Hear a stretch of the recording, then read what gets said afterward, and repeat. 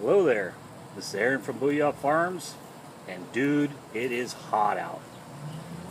I'm just doing this real quick video because here in Phoenix, I actually live a little bit west of Phoenix. I live in Glendale, live right on the border. We have been going through a massive heat wave. Yesterday it was 118 degrees. Today it was 117 degrees for the high. It's about 6:30 at night. The sun's setting, and it's still 110. And by 11 o'clock tonight, we might get lucky, and it might get 100 degrees out. But I just wanted to show. This is beehive number 1. I took their entrance reducer off, which was this stick thing here, and I just put a door shim across so the whole front of the hive is open.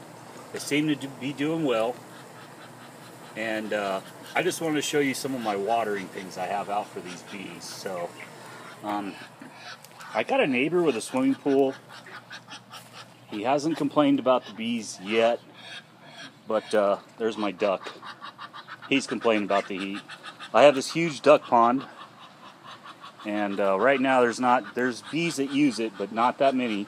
And I just floated a couple pieces of wood in there. That way they have something to grab onto and get a drink of water out of. What they've really gravitated to is this red bucket here, which I use, is for the dog, the chickens, the ducks. It's for everybody. But you can see they're just sitting on this rim, and they are gathering water. And more or less what bees do is they take the water into the hive and then they fan it, and it pretty much makes an evaporative cooler effect. I've been really worried about them when it was with this heat wave. I mean, 118 degrees is, you can see a lot of bees flying around this thing. 118 degrees is too hot for anything. So oh yeah, there's a watermelon basket my sister-in-law made, and we ate most of the watermelon out of it, but I put it out here for the chickens and ducks to eat, just to have a nice little cool treat snack on in the heat wave here. I also have I'm trying to root some asparagus in here, and there's a couple bees on it. If you move this thing around, you'll find bees everywhere. For some reason they like climbing in the wood and going in and getting the water out of it, so I've left it. But this thing, they'll drink half of that dish, or the asparagus. That thing goes down half every day. And then I've got this is a horseradish plant I'm rooting. They get in there and drink water. And then this is an old school chicken watering can, and I will catch them in there every once in a while. But by far they like this dish. And these are my bees. I've watched them. They go from here right back to their hive, so I know they're mine. And they love the red bucket. I also have I'm going to go out here, so excuse the bumpiness. There's one of my ducks. My ducks and my chickens are having a heck of a time with this heat. So are my plants. My garden pretty much got nuked, which happens. This is my big fig tree.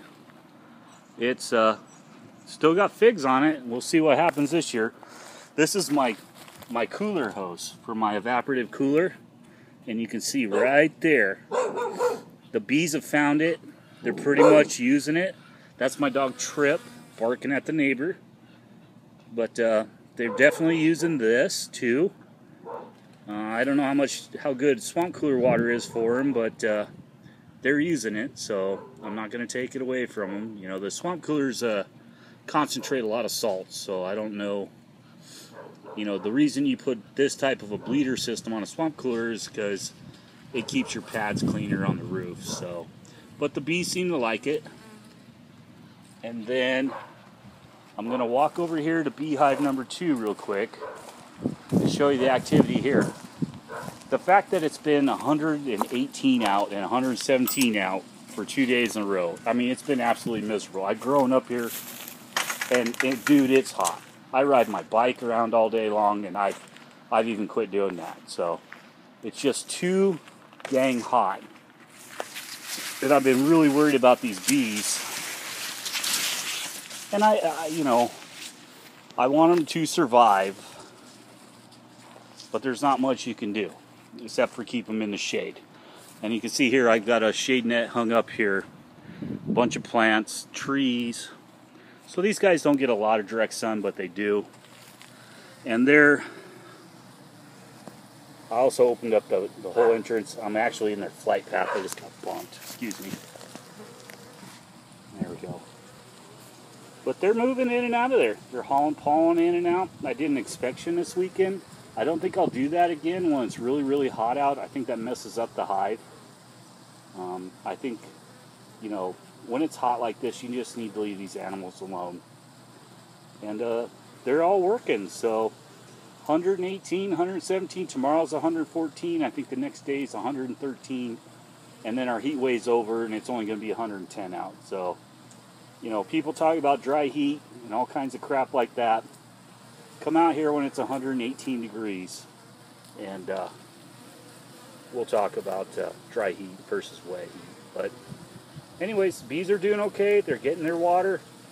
And this has been Aaron from Booyah Farms, and hope you're staying cool.